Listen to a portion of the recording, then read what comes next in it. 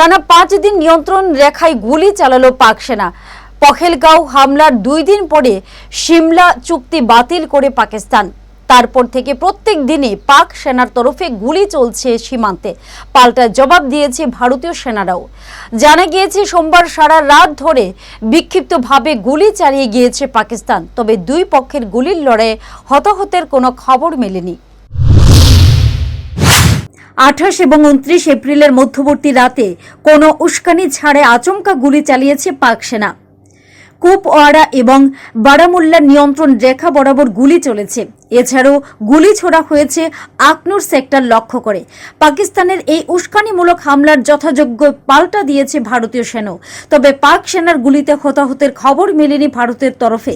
উল্লেখ্য, পহেলগাঁও হামলার পরেই সিমলা চুক্তি বাতিল করেছে পাকিস্তান। ফলে দুই দেশের মধ্যে সংঘর্ষ বিরোধী কার্যত আর নেই। তাই গত 5 দিন ধরে রাতের অন্ধকারে বারবার গুলি চালানো শুরু করেছে পাকিস্তান। বাধ্য হয়ে পাল্টা দিয়েছে ভারত।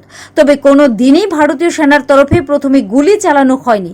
তাই অনুমান করা হচ্ছে এটি স্পেকুলেটিভ ফায়ারিং এর ঘটনা, অর্থাৎ ভারতীয় সেনার নজর অন্যদিকে ঘোরানোর জন্যই সামান্য গুলি চালিয়েছে পাকিস্তান।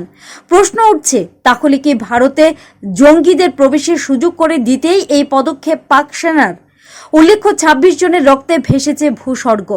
পহেলগাঁওয়ে পাক মদতপুষ্ট জঙ্গিদের হামলার প্রতিবাদে ফুঁসছে ভারত। ইতিমধ্যে পাকিস্তানের উপর কূটনৈতিক সার্জিক্যাল স্ট্রাইক করেছে নয়াদিল্লি। সিন্ধু জলচুক্তি বাতিল করেছে ভারত। এছাড়াও বন্ধ ওয়াগা আটারি সীমান্ত। পাকিস্তানিদের ভিসা বাতিল করা হয়েছে। সমস্ত পাকিস্তানিদের ভারত ছাড়তে নির্দেশ দেওয়া হয়েছে। এহেন উত্তপ্ত পরিস্থিতিতে পাক নেতাদের মুখে বারবার যুদ্ধের হুঙ্কার শোনা যাচ্ছে।